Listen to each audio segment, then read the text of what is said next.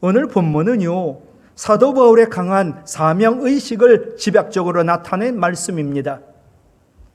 사도 바울 자신에게 주어진 사명, 곧 하나님의 은혜의 복음을 증언하는 일을 위해서는 자신의 생명조차 조금도 귀한 것으로 여기지 않았습니다.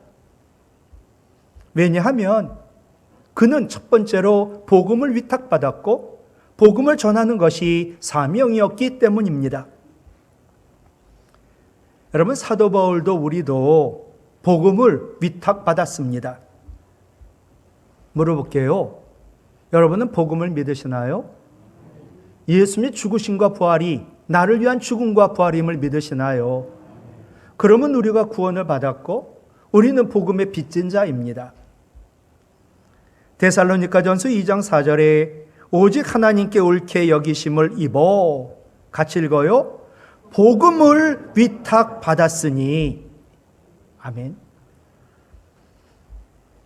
여기서 위탁받았다라는 헬라어는 하나님이 나를 믿고 신임해서 맡겼다는 뜻입니다. 여러분, 나의 소중한 것을 믿지 않으면 맡길 수가 없고 신임하지 않으면 맡길 수가 없습니다. 바울의 오늘 본문의 고백에서는 복음에 대한 청지기적 사명이 담겨 있습니다. 주인은 자신의 귀한 재산을 청지기에게, 믿는 청지기에게 맡기는 것처럼 하나님은 복음을 바울에게 믿고 맡기셨기에 바울은 복음 전하는 일에 몸과 마음과 뜻과 정성과 목숨 다하여 힘을 다하여 그는 일을 했습니다. 우리는 복음으로 구원받았습니다. 믿는 우리는 복음의 빚진 자입니다. 내가 원튼 원치 않든 우리는 복음을 위탁받은 복음의 청지기입니다. 그러므로 나의 주인 되시고 생명과 영혼, 복음의 주인이신 하나님께서 신임하고 맡기신 복음을 전하기 위하여 우리는 충성을 다해야 합니다. 우리를 통하여 하나님 나라는 확장이 되고 하나님의 구원의 역사는 놀랍게 이루어지는 것입니다. 사도 바울도 우리도 복음 전하는 사명을 받았습니다.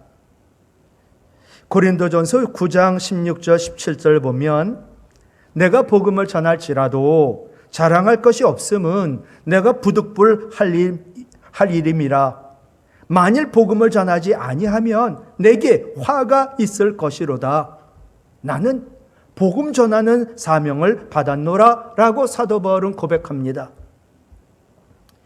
여기서 사명이라는 헬라어는요, 주인이 집안일을 믿을 만한 청지기에게 맡길 때 사명이란 말을 줍니다.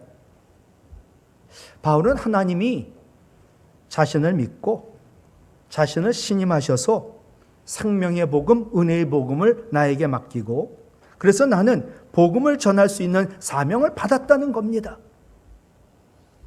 여러분, 정말 복음을 전하는 사명을 받으셨나요? 오늘 우리가 찬송가 508장을 불렀잖아요. 이 찬송가를 보면 찬송가의 오른쪽이 찬송가 가사를 쓰신 분이고 찬송가의 왼쪽이 그걸 작곡한 분이세요. 찬송가를 작사했던 카셀 의사입니다.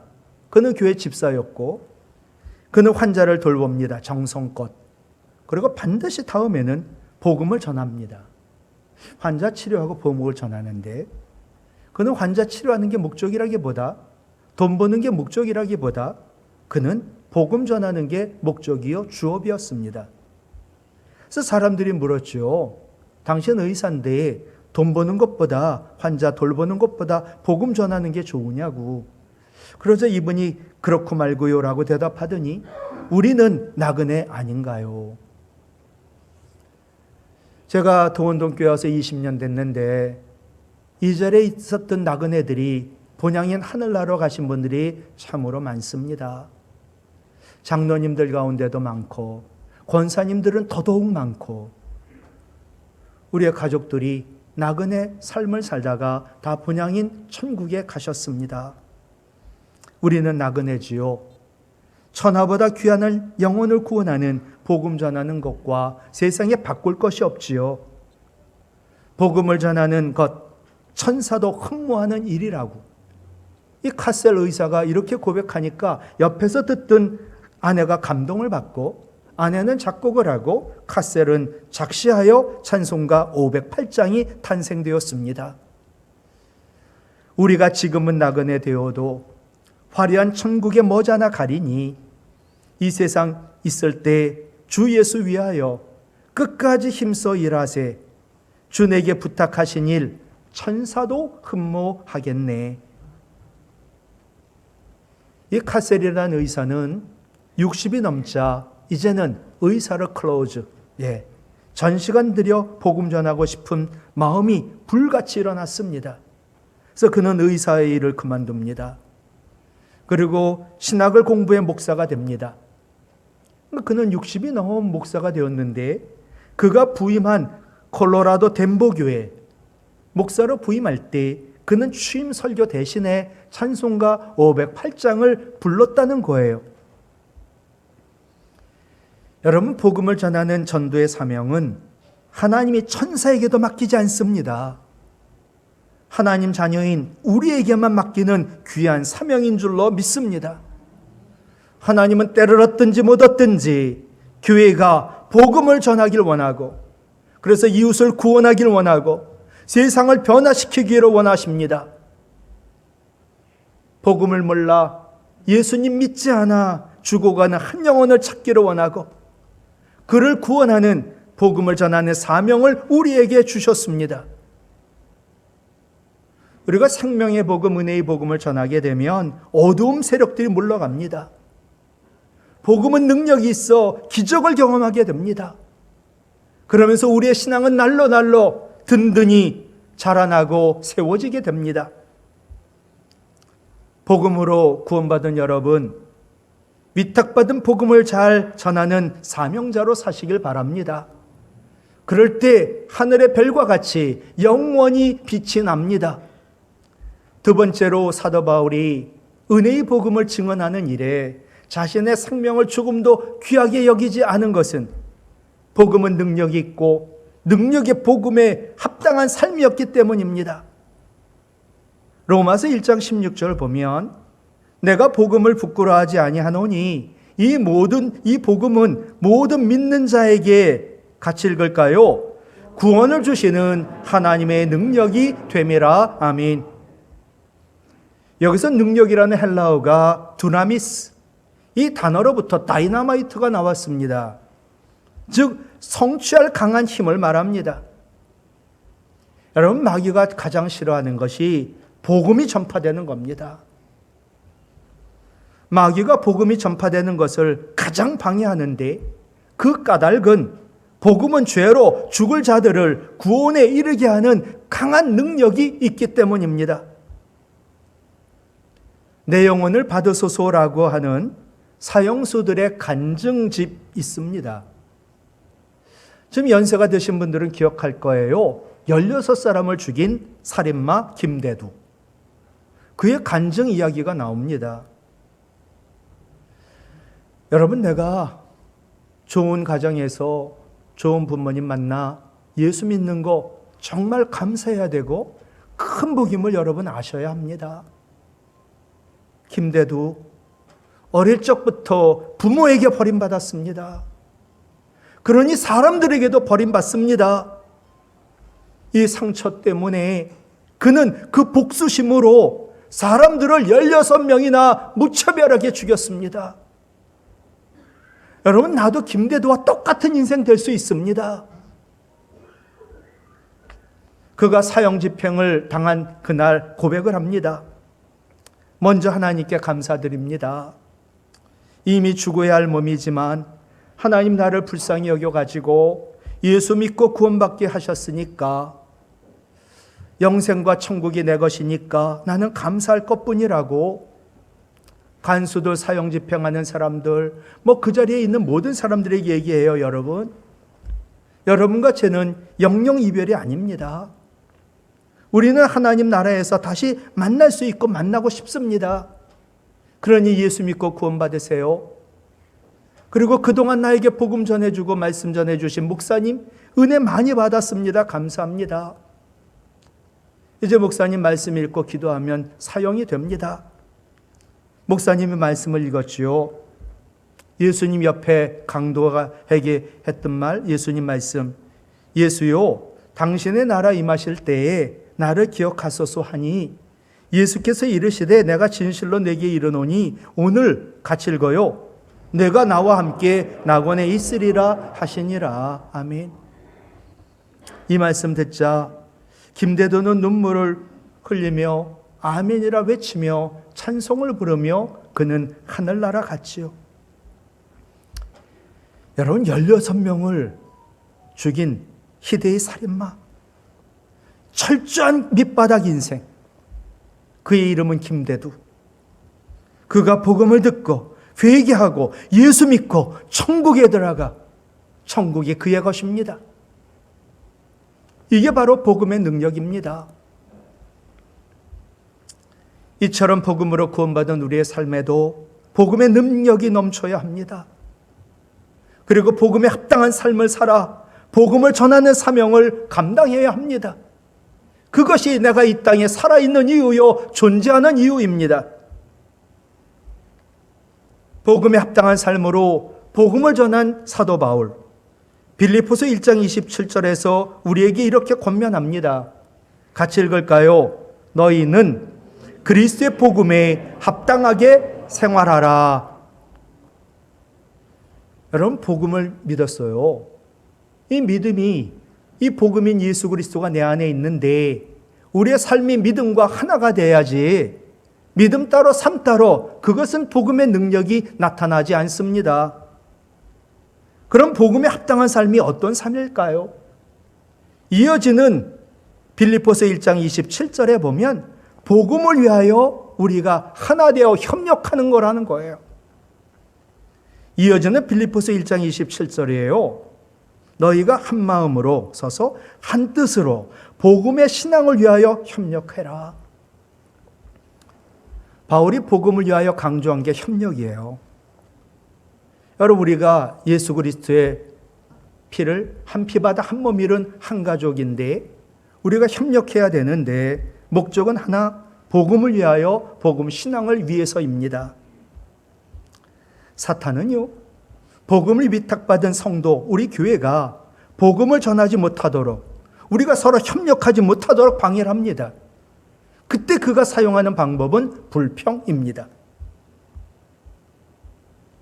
사탄은 우리로 하여금 가는 곳마다 문제를 보게 하고 발견하게 하고 불평하게 만들어 나도 멸망당하게 하고 교회로 하여금 능력의 복음을 전하지 못하게 합니다. 여러분, 이스라엘 공동체가 가나안을 들어가야 되는데 그들을 완전히 갈라놓고 하나님 복음 못 전하게 한 것이 불평이었거든요. 고린도전서 10장 10절, 그들 가운데 어떤 사람들은 불평하다가 하나님의 천사에게 멸망당하였습니다. 그러므로 우리는 그들처럼 불평하지 맙시다. 불평 많은 사람들, 이런 사람들은 사명자가 될 가능성이 큽니다. 어딜 가든지 문제를 발견하니까, 그런 안목이 있으니까 이건 참으로 문제를 해결할 수 있는 대단한 은사이기 때문입니다. 그의 마음에 내가 주인이 아니라 성령이 임하여 그의 마음의 주인이 되면 그의 입술은 거룩하게 되고 삶은 거룩하게 되고 은혜의 복음을 증언하는 사명자로 변하게 될 것입니다. 한 마음으로 서서 한 뜻으로 복음 전해라. 한 마음은요, 같은 마음입니다. 주님과 같은 마음으로 공통된 목적을 가지고, 그게 복음입니다. 여러분, 우리가 복음으로 불평 없이 협력한다면 복음의 능력은 폭발적으로 나타납니다. 두 번째로 복음에 합당한 삶은 그리스도를 위하여 고난까지 감당하는 삶입니다. 이어지는 빌립보서 1장 29절, 그리스도를 위하여 너희에게 은혜를 주신 것. 오늘도 은혜 받아야지요. 근데 은혜를 주신 이유가 두 가지라는 거예요. 다만 그를 예수 그리스도를 믿는 것뿐만 아니라 또한 그 예수 그리스도를 위하여 고난도 받게 하려 하심이라. 여러분 은혜 많이 받으시기 바라요. 그래서 예수 그리스도 잘 믿으시고 그리스도를 위하여 고난까지 감당할 때 그것은 하나님 은혜요. 우리에게는 영원한 썩지 않을 상급이 있는 줄로 믿습니다. 바울이 빌립보에서 복음 전했습니다. 귀신 들린 여종 고쳐줬지요. 그런데 도리어 그가 감옥에 들어가고 엄청 얻어맞았습니다. 그러나 바울이 주님 위하여 당한 고난 때문에 간수가 예수 믿고 구원받고 그 가족이 세례받고 구원받는 역사가 일어났습니다. 그리고 바울의 주님 위한 그 고난이 로마의 복음을 전파하게 되는 선교의 발판이 되었습니다. 주님 위하여 당하는 고난이 무슨 은혜냐고 여러분 반문할지도 모릅니다. 그러나 예수님 위한 고난에 동참한다는 거 아무나 주어진 그런 기회 특권이 아닙니다. 수많은 사람들 예수님 따랐습니다. 그러나 예수님의 고난의 십자가를 진 사람은 한 사람, 바로 구레네 사람 시몬입니다. 야, 시몬 그는 재수없게 그날 억울하게 예수님 십자가 졌다? 아닙니다. 그가 억지로 십자가 고난의 십자가 졌지만 이 일로 인하여 시몬의 두 아들인 알렉산더와 루포는 초대교회의 아주 선택받은 탁월한 일꾼 지도자가 됩니다. 그것만이 아니라 시몬의 아내 루포의 어머니는 바울이 이분이 내 어머니야 라고 말할 정도로 그분은 교회의 어머니 역할을 합니다. 여러분 주님을 위하여 고난받는 거 아무나 받는 것 아닙니다. 내가 주님을 위하여 고난받는다는 것은 주님과 내가 하나라는 사실을 입증하는 하나님 은혜입니다. 내가 예수 그리스도를 믿었더니 고난받더라고요. 아, 주님이 나와 하나네. 주님이 내 안에 계시네. 그러니 주님의 능력이 나타날 수 있네. 여러분 주님이 나와 하나가 아니고 내 안에 주님 계시지 않으면 우린 주님 때문에 고난받을 필요도 없습니다. 내가 예수 그리스도 믿으며 고난받을 때 아, 주님 내 안에 계시구나. 주님과 나는 하나구나. 나는 능력 있는 그리스도인이구나. 나에게는 영원히 썩지 않을 상급이 있겠구나. 우리는 십자가 고난이 없는 복음과 부활의 영광만 원합니다. 그러나 십자가 고난을 외면한다면 복음에 합당한 삶도 아니요, 상급도 없습니다. 주님을 위하여 십자가 고난 받았지요. 이것은 정말 절망과 그리고 희망 없는 그런 고난이 아닙니다. 영원히 영광의 면류관 받고 생명의 면류관 받고 의의 면류관 받고 영원한 상급이 보장된 고난이 아니라 복인 줄로 믿습니다. 지금 내가 살아있는 이유가 뭡니까? 그 사명이 뭡니까? 실제 얘기예요. 어느 목사님이 자기 친구 목사님에 대한 이야기를 전했습니다. 친구 목사님, 아이가 셋이에요. 근데 제일 큰 애가 초등학교 5학년 딸입니다. 선생님이 수업 시간에 얘들아, 전 깊이 생각하도록 아이들에게 토론할 제목을 줬어요. 너희들 가족들 중에 불가피하게 한 사람씩 포기해야 한다면 너희들은 누구부터 포기해야 할지 생각해보고 이야기하고 이유를 대라. 그랬더니 이 목사님 딸 초등학교 5학년 아이예요. 엄마 아빠 있고 자신 있고 남동생 여동생 5 있거든요. 엄마 아빠 그리고 2 여동생 남동생 대신에 자기 먼저 포기하겠다고 아이가 얘기했습니다. 만약에 먼저 포기하여 죽어야 된다면 나다라고 얘기한 거예요. 굉장한 아이 아닌가요? 너무나 철든 아이. 두 번째로 이 아이 보고 너는 너희 가족 가운데 누굴 포기할 거야? 그랬더니 엄마라고 얘기하는 거예요. 왜 엄마인데? 우리 엄마가 우리 가족 가운데 제일 강하니까요. 내가 포기해도 우리 엄마는 살 수 있을 거니까요. 세 번째 누군데? 아예 이제 본심이 나왔죠. 늘 말 안 듣는 남동생, 얄미운 남동생 포기하겠다고. 이건 죄성인 것 같아요. 예. 이제 자기 말 잘 듣고 너무나 이쁜 사이좋은 여동생과 무뚝뚝한 아빠 남았습니다.